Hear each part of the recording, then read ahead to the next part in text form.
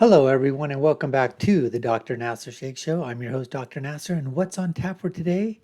Well, it's our continuing video debate series, folks, between Flavia Kleiner, the leftist socialist Marxist from Switzerland, and Douglas Murray, the conservative author from the UK.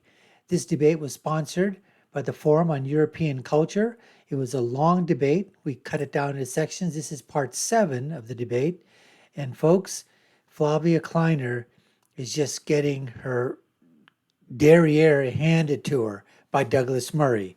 But like I said, part 7, Flavia Kleiner versus Douglas Murray. Let's get to the debate right now. Off for people. Let's put that question to Douglas, right? He is from the UK, so he'll know. Flavia stated on Brexit, if I paraphrase, if sovereignty means let's leave the internal market, you'll lose jobs and therefore chances for individual people, right? Why should sovereignty be the leading principle here, according to you, Douglas? Sure. I'd just point out before answering that we didn't get an answer still on institutions, but let's park that.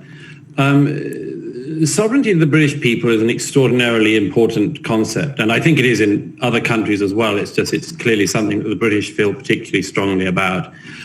In recent years, it's been very striking seeing international observers claiming that the British public, for instance, couldn't possibly understand the concept of sovereignty. I know my own country pretty well, and I know that it is a very deep-seated thing that the public do understand. The opinion polls show very clearly, including, by the way, the opinion polls since the vote, show very clearly the extent to which the British public think that sovereignty is the fundamental basis for political order.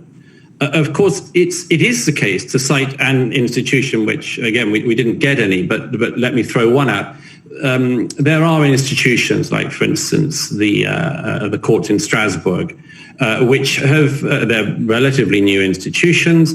They clearly have some conflict with national governments and things, including national security on occasions, and I could bore you with many cases of that. Which mean that, for instance, publics recognize that there are some institutions that are contrary to other institutions and that the newer institutions might be, therefore, reasonably criticized without being insulted or dismissed or derided.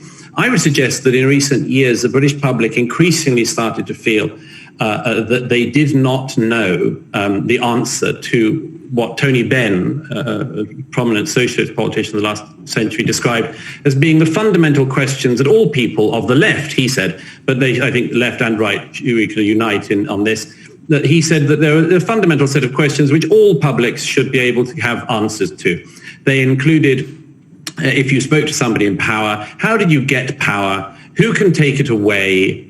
And several others. This is quite a good distillation of a fundamental point, which is, did the public, shall I say, in Britain feel that they knew who was in power, they had a good say in those people being in power, and they knew how to get them out of power? Now, it was the insight of the British public, and again, I wouldn't deride us all as fools and populists. It was the view of the majority of the British public that we had lost sight of the levers of governance. That is, we looked at Brussels, we looked at Strasbourg, and we saw people that we hadn't put there making decisions over us. We couldn't get rid of them. We didn't know how to get rid of them. There seemed to be no way to get rid of them. Jean-Claude Juncker seemed to be in there for life, whatever happened. And we made a fundamental recognition that there might be troubles in the years ahead, there might be advantages, there are pros and cons to absolutely everything. But that the fundamental issue was that we should be able to know how to get people into power and how to get them out. And that is one of the absolutely fundamental issues of sovereignty. And I think it's a great sadness to me. Anyone who knows my work knows this is my view. It's a great sadness to me that those people who were advocates of the EU were not able to listen over the course of, 3 decades since Maastricht, to the concerns of majority populations, that this fundamental sovereignty issue should have been addressed. Let's see if Flavia, that it never was. Let's see if you... So I just want to basically sort of sum up what Douglas is saying, is that the British public was saying, look, we need to maintain sovereignty for ourselves as British citizens. The sovereignty cannot be dealt from Washington, D.C., which it's, I mean, policy-wise is different, okay? I mean, that's foreign policy, treaties, those kind of things or whatever. But certainly, it's not that the United States is handing out policy or edicts or demands or rules of law and saying, hey, United Kingdom, hey, Britain, you better follow this or else. That's not what's happening from the United States, but from Brussels, Belgium we're talking about, from Strasbourg, from other places in the EU. It was like you said, there were people that weren't elected by the British public. So if they weren't elected, they can't get rid of them. They can't unelect them. And these laws and these policies were being put in place for the collective, not for the sovereign state of the UK or for a sovereign state of other nations. And so they basically felt, majority of British citizens felt, that, hey, we're going in the wrong direction. This has been going on for over 3 or 4 decades, and it needs to stop, and we want out. We want to dictate the course of our own sovereignty with the people that we can elect, that we can hold the fire to, that we can unelect if need be. That's what he's talking about. That's an institution of in itself, which is the sovereignty of each nation should be decided by the citizens of that nation through a democratic or republic process. Let's see what Flavia has to say in her response now. You helped Flavia to come to a better understanding of your fundamental understanding of sovereignty because it was a question of yours. Did he make clear for you why sovereignty is the leading principle here, although it's not really benefiting individual No, for me, not so much. I mean, you quoted on the statistics, which is interesting, but then to me, this is rather a problem of political education, if people don't know what sovereignty means and how it's being created. But maybe I can come up with a different case. Again, I like practical cases, so we can speak about something concrete. And for example, in Switzerland, the population was asked whether we want to accept the kind of, it was really called the self-determination initiative. You have to explain that one. It was about placing Swiss legislation over international legislation, a kind of Switzerland first initiative. It would have also caused that Switzerland would have had to step out of the European Human Rights Convention. So just to give you a bit of an idea how I would say extreme this demand was, but I mean, it was asked, the Swiss could vote on it, and with a vast majority we rejected that vote. So again, I would say we discussed broadly about the meaning and the importance of sovereignty in Switzerland in the 21st century, and so the Swiss population said, actually, we see a value in international law, and we see a value in holding our word when we agree on contracts with other states, because we see that it's better to be in close collaboration instead of being isolated as a country. Now, when she was talking about that, the Swiss, listen, okay, the Swiss, she's saying that there was an edict, it was a law that was going to be say that do we put Switzerland at the top first and then international second. And she said majority of Swiss, because these are all leftists, lunatics, these are socialists, Marxists, many of them, okay? It's a pretty homogenous type of population, 99.99% white.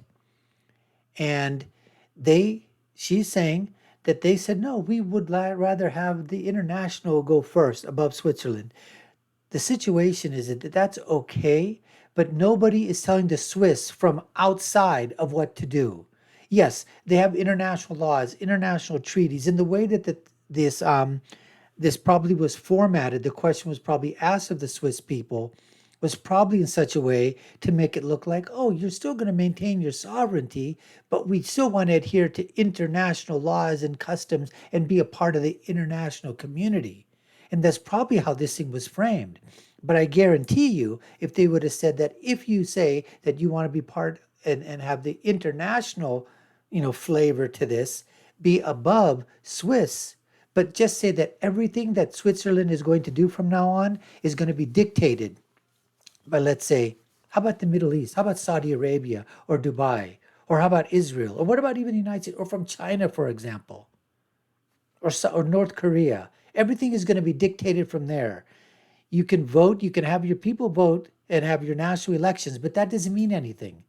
because we're going to have somebody else outside of Switzerland make all the rules and laws and policy for you, and you have to follow that. And you have no way of voting them in. You have no way of voting them out. It'll be an outside body. I guarantee you the Swiss, all right, they would have said, what the hell are you talking about? No. But see, it's the way you frame the question, the way you ask the question, the way you poll it, the way you present it to the people, and then put it out there for a vote. And I guarantee you they did not, that's not the way that was framed in the words that I just said. Anyways, let's continue. Just to get you right, in the interview in the Volkskrant, I read that you say, I try to stay away as far as possible from terms as sovereignty and identity. It has become the playground of populists when I translate it a bit so freely.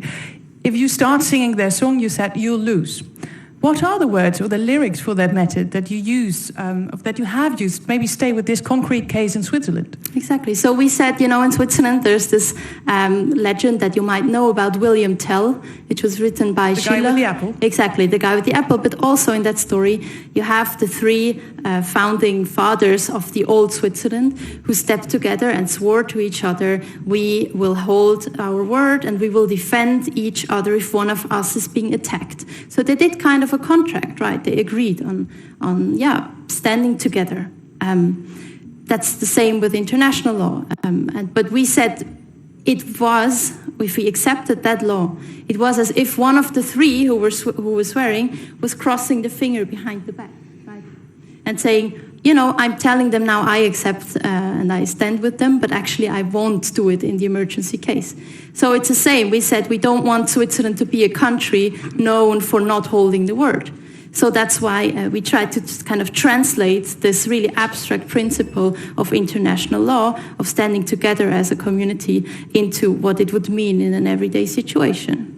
That's how we actually try to promote these values, and I consider it still something important to do in a democracy, in a society, to actually speak about these fundamental principles which make us as a community functioning as a democracy. And again, here we explained a lot the values as they stand in our constitution. And let me pick up this point. So I'm going to stop it right here and basically say that once again, she goes to basically say the three founding fathers of Switzerland, they all agreed that we're going to defend each other in case one of us gets attacked, blah, blah, blah, blah, blah. All right, fine. But she still is saying that they want to be part of the international law and honor contracts and honor treaties and honor, that's fine. Nobody's saying you're not supposed to do that with international law, but you can still have a sovereign nation and be Swiss first. But if the Swiss don't want that, then that's fine. Let them make that decision. And in that democratic form of government that they have there, or whatever form of government, parliamentarian that they have, if the majority of the people have said, hey, we want international law to be above Swiss law, then that's fine. I don't exactly know the parameters of that, of how that question was asked and the determination of it. But as I said before, is that that's not the way that most Western democracies, act. They're starting to become beholden to many on the leftist side, the socialists, the Marxists, or whatever.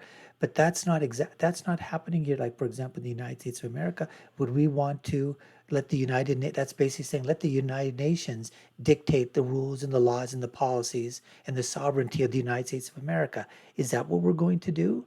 We can honor the laws. We can basically say we're going to follow some of the laws from the United Nations, and the ones that we want to follow and accept, we'll be a party to them. We'll be part of the treaty that they're formed.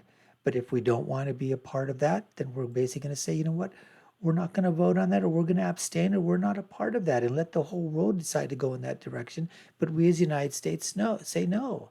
And the same thing Douglas Murray is saying is that sovereignty should be by the citizens of the country, decide who is going to make your policy, who is going to be your leaders, how can you vote them in, how can you vote them out if you don't like the direction of the country, and go from there. Anyways, we appreciate you taking the time to watch. You've been watching the Dr. Nasir Shaikh Show. I've been your host. My name is Dr. Nasir. If you haven't done so already, subscribe to the channel, hit that notification bell, like, share, and follow us. Let us know what you think below in the comments, and I'll leave you with my final thought, which is, when you're right, and when you're left, you're wrong. We'll see you again next time, folks. Take care and stay safe.